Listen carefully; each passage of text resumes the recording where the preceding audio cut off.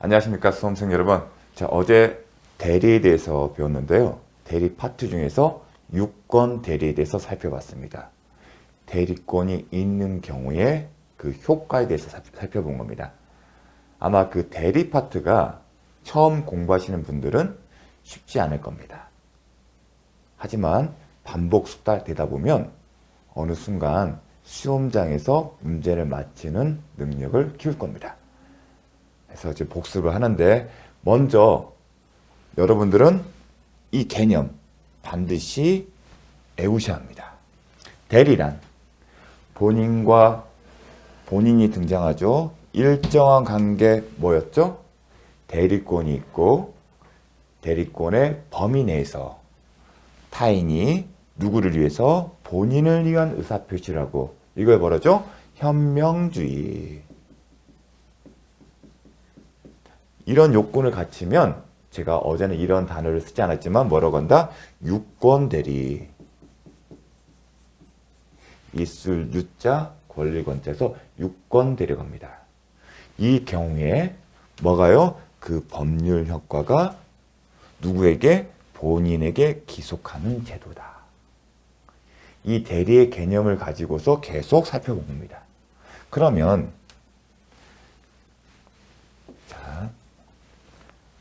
매매계약을 전제했을 때 등장한 사람이 매도인이에요. 그리고 매수인이에요. 둘 사이에 뭘 한다? 매매계약이 체결되는데, 대리인이 있는 경우에 공부하고 있습니다. 그러면 대리인은 매도인의 대리인이 있을 수도 있고, 아니면 매수인 측의 대리인도 있을 있고, 아니면 쌍방 모두의 대리인이 있을 수 있는데, 우리는 매도인 측에 대리인이 있다 하고 공부를 하면 됩니다. 왜냐하면 수험 출제자 입장에서는 매도인 측에 대리인을 두는 게 문제의 폭이 깊어집니다. 예컨대 매도인이 대리인에게 보통 갑이라 쓰고요, 을로 표현하고요, 매수인을 하게 됩니다. 대리의 경우에는 항상 기억해야 합니다. 지문에는 사령으로 가불병 이런 형태로 나오는데, 여러분은 습관적으로 본인, 대리인, 상대방이라고 읽으셔야 합니다. 만약에 출제 지문에 가불병으로 나왔다 하더라도 본인, 대리인, 상대방으로 읽으시면서 문제를 푸셔야 합니다. 그래야만이 답을 맞히는 게 쉽습니다. 왜 매도인 측에 대리인이 있는 것을 전제로 해서 시험 출제를 하냐면, 자, 매도인이 대리인에게 뭘 하죠? 계약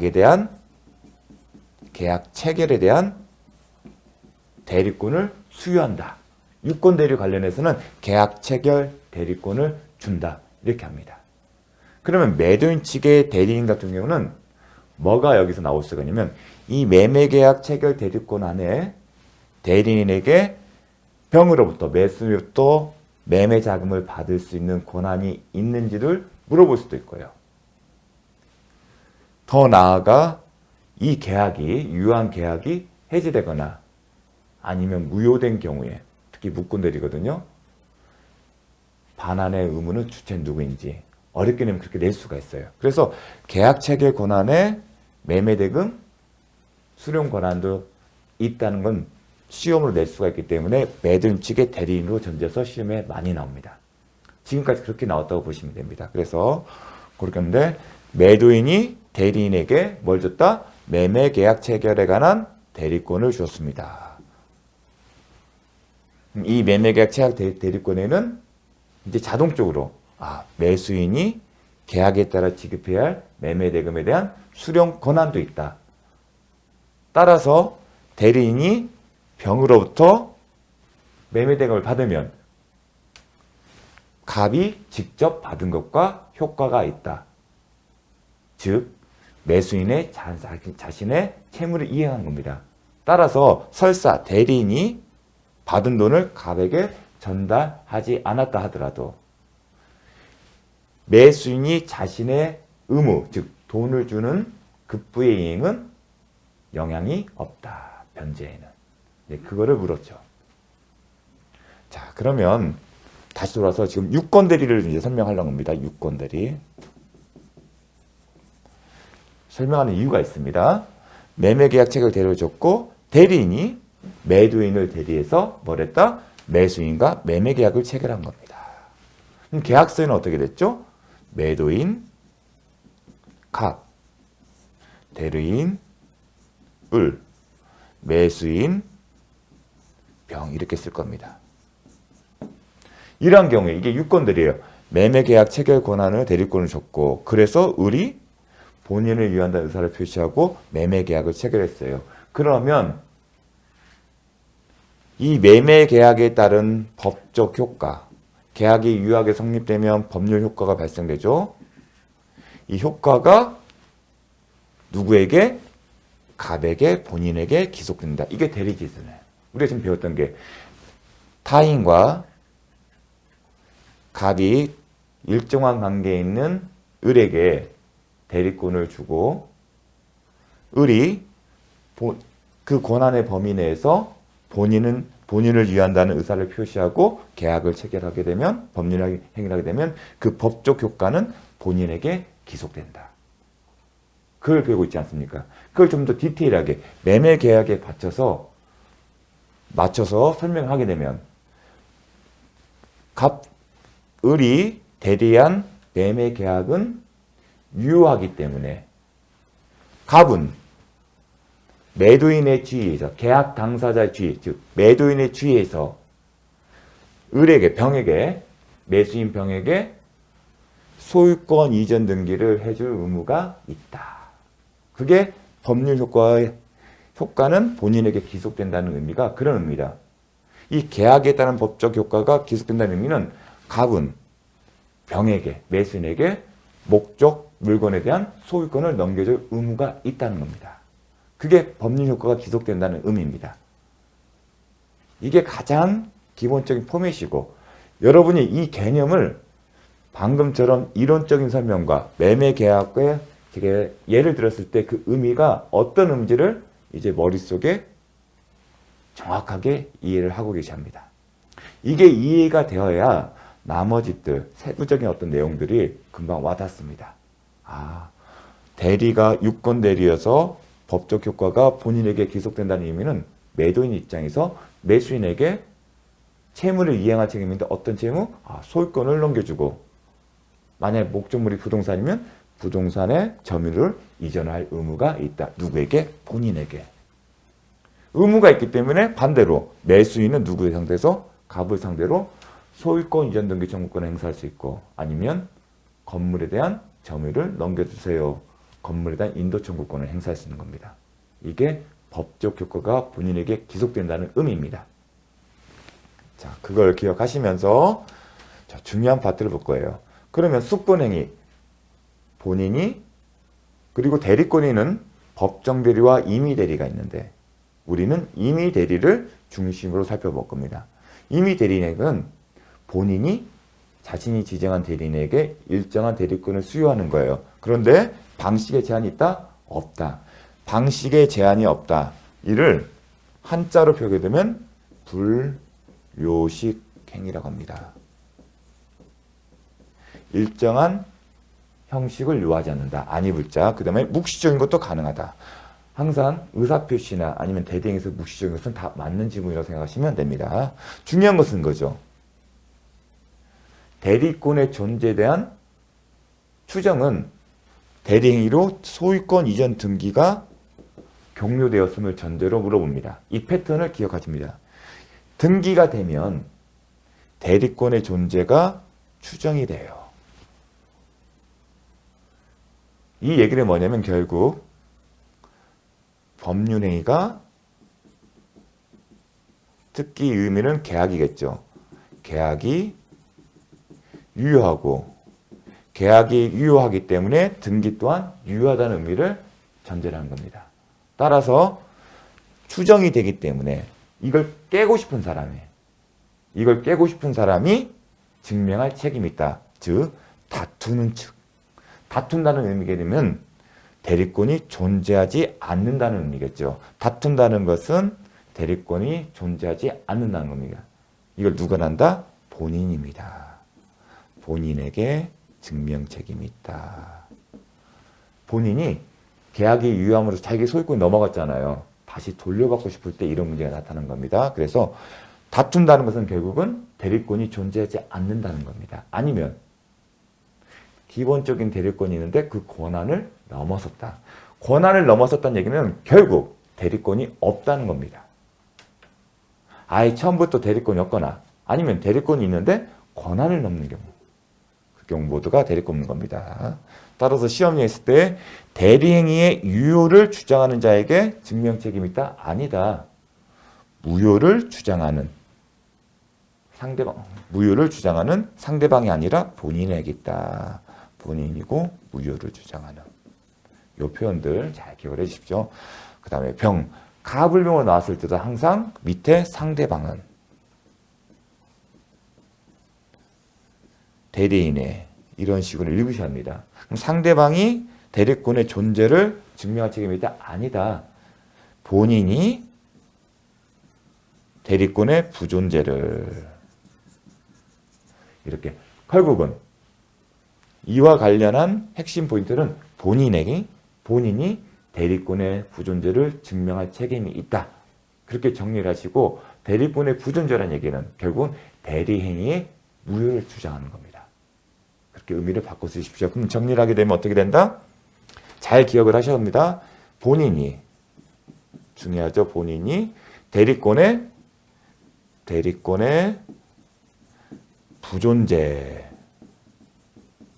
부존재를 증명할 책임이다. 이 부존재라는 얘기는 결국은 무효죠. 대리행위의 무효다. 이렇게 정리해서 기억해 주십시오. 자, 그 다음에 계약 체결 대리권에는 계약 해제권은 포함되지 않다. 그렇기 때문에 요것도 같이 내고 계약 체결 대리권에는 중도금 및 잔금 수령 권한도 포함된다. 자, 계약이 유효하다는 전제에서 채무 불이익이라는 표현은 언제 나온다? 계약이 유효한 경우에요. 유효함을 전제로 채무 불이익을 이유로 계약을 해지하게 되면 항상 해지하게 되면 뭐 떠오른다? 원상회복 의무. 그 원상회복의 당사자는 누구다? 계약 당사자다. 즉 대리인은 원상회복 의무 당사자가 아니라는 겁니다. 설사 대리인이 매수인으로부터 중도금 내지는 잔금 등의 매매 대금을 수령했다 하더라도 나중에 계약이 해제되면 수령한 매매 대금을 반환할 당사자는 누구? 대리인이 아니라 매도인이 된다는 것입니다. 이게 어렵게 나오면 이 부분을 낼 거고요. 자, 설사 급부를 현실적으로 인도받지 못하였다거나 즉 대리인이 돈을 받고서 본인에게 전달하지 않았다 하더라도 아니면 매수인의 계약 해제권의 빌미를 대리인이 제공했다 하더라도 원상회복 의무의 당사자는 누구? 매도인이지 결코 대리인은 아니다. 기억을 하셔야 합니다. 자, 118조에 따르면 보존행위뿐만 아니라 뭘 할 수 있다? 관리행위도 할 수 있다. 그러나 처분행위는 못한다. 그리고 관리행위에 대해서 기억할 게 뭐냐면 물건이나 권리를 성질을 변하지 아니하는 범위에서 이용이나 계약을 하는 건데 신경 쓸 것은 권리의 성질을 변하지 아니한 범위에서 이건 과거에 10년 전에 나왔던 지문들입니다. 자, 대리권 남용 이론 대리인이 이 표현을 그대로 암기를 하셔야 합니다. 107조 1항 단서를 유추 적용했다는 거 이 표현 기억하시고요. 자기의 이익을 위한 배임적 의사표시라고 상대방이 이를 알거나 아니면 알 수 있었던 경우에는 효력이 없다. 그 의미는 대리에서는 어떻게 있죠? 본인은 그 법률 효과가 본인에게 기속하지 못한다. 그 의미는 대리인의 행위에 대해서 책임이 없다고 바꿀 수 있습니다. 본인에게 그 대리행위에 따른 법률 효과가 기속되지 않는다. 달리 표현하면 대리인의 행위에 대해서 책임이 없다. 이게 와닿았죠. 매매 계약이라면 매도인으로서 매도인의 의무 이행에 책임이 없다는 거예요. 그래서 제가 이제 그런 어떤 실제 사례 가지고서 이런 의미입니다. 그 의미를 생각하면서 이걸 읽어보시면 어떤 의미인지 확 와닿을 겁니다. 자기 계약 쌍방 대리는 본인의 이익을 위해서 제한을 두고 있어요. 어떤 내용? 허락을 받아야 한다. 다만 본인의 허락이 없어도 할 수 있는 게 뭐다? 채무 이행. 본인이 없는 이행은 가능하다. 그러나 대물변제나 경계는 단순한 채무 이행이 아닙니다. 사실상 계약을 체결하는 거예요. 대물변제 써있지만 대물변제 계약, 경계 계약이에요. 그러니까 새로운 계약을 체결하는 거기 때문에 단순한 채무 이행이 아니기 때문에 요거는 못한다. 즉 이걸 하려면 뭐라 한다? 대물변제 계약이나 경계 계약은 본인의 허락을 받아야만 할 수 있다. 자기계약 3방 대비로서. 대리권의 소멸 정말 중요하죠. 본인의 사망, 대리인의 사망, 대리인의 성년 후견 개시 또는 파산, 아니면 원인관계 종료, 수권행위 철회. 달달달 나오셔야 합니다. 그래서 한정 후견 개시는 소멸 사유가 아니다. 자, 대리인의 하자는 116조 1항은 의사의 흠결, 사기, 강박, 어떤 사정을 알았거나 가시로 알지 못한 것으로 인하여 영향을 받을 경우에는 누구를 기준으로? 대리인을 기준으로 판단한다. 그래서 요 지문들은 잘 기억하셔야겠죠. 그 다음에 대리인의 행위 능력 요하지 않는다. 그게 어떤 의미? 본인은 대리인이 행위 제한 능력자임을 이유로 그 법률 행위를 취소할 수 있다? 취소하지 못한다는 의미라는 거 잘 기억을 해 주십시오. 자, 복대리 정말 잘 나옵니다. 자, 의의가 중요했죠? 자, 번째는 그 권한에서 대리인 자신의 이름으로, 만일에 본인의 이름으로 하게 되면 또 다른 대리인, 본인은 대리인을 반드시 한 명 줄 필요 없어요. 어떤 일을 맡길 때 이 사람도 대리인을 지정할 수 있고 이 사람도 대리인을 지정할 수 있어요. 그러면 공동 대리가 되는 거죠. 자, 대리인 자신으로 선임한 본인의 대리인이다. 누구의 대리인이? 본인의 대리인입니다. 자, 복대리인은 대리인이 자신의 의미에 선임한 대리인의 대리인이 아니라 본인의 대리인이다. 그리고 본인의 대리인이기 때문에 본인을 대리한다. 복대리인은 대리인이기 때문에 행위능력자임을 요하지 않습니다. 중요한 것은 임의 대리인이 복대리인이 선임하는 경우와 법정 대리인이 복대리인이 선임하는 경우에 원칙과 예가 다르다는 거. 법정 대리인이 중요한 지점은 바로 이 파트예요. 임의 대리인 경우에는 원칙적으로 할 수 없다. 다만 예외적으로 잘 기억해요. 본인의 승낙이나 아니면 부득이한 사유가 있는 경우입니다. 그러한 경우에 어떠한 책임이 있다? 선임 대리인은 복대리인의 선임이나 감독상의 책임이 있습니다. 그 다음에 대리인 목적인 법률행위 성질상 대리인 자신에 의한 처리가 요것도 중요하죠. 성질상 자신이 처리할 필요가 없다. 그 얘기는 복대리인 선임에 대한 묵시적인 승낙이 있다고 보는 겁니다. 만약에 본인이 그걸 싫어한다면 성질상 할 수 있는데 나 그래도 싫어 하게 되면 명시적으로 하지 말라고 밝혀야 하는 겁니다. 그런 내용들입니다. 그리고 우리가 종종 보게 되면 특별한 사정이 없는 한 이런 표현들이 나와요. 그럼 일단 무시하고 답을 맞히셔도 됩니다. 이게 뭘까 하고 계속 고민하실 필요 없습니다. 이 내용을 빼고 읽으시면 됩니다. 좀 무시를 하시고 그게 편합니다. 요 내용을 배웠습니다. 자, 법정 대리인이 복대리인을 선임하는 경우에는 원칙적으로 제한이 없어요.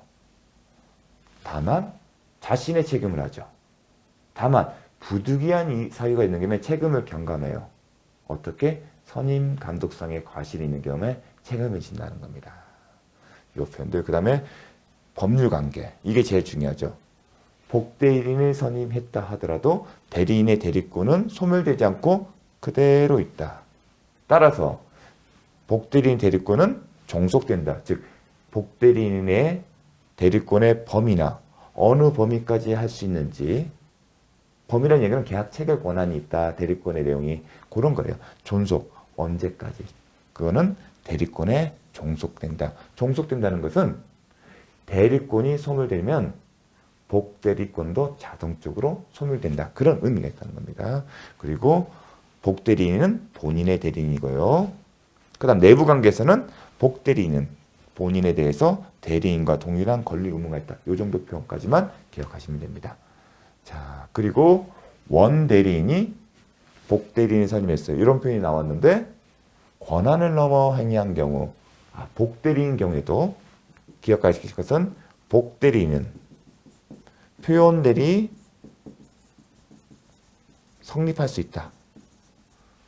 문제될 수 있다는 얘기는 표현대리가 성립할 수 있다는 겁니다. 다만 권한을 넘었다 이런 표현이 나오면 126조고요. 대리권이 소멸됐다. 그리고 원래 대리권의 권한 범위에서 소멸 and 그리고 원래의 권한 범위에서 이렇게 되면 129조예요. 그런데 소멸 썼는데 뒷문장에 권한을 넘었다 하게 되면 126조예요. 나중에 배울 겁니다. 지문은. 이렇게 보시면 되겠습니다. 이걸로 잠시 쉬었다 하겠습니다.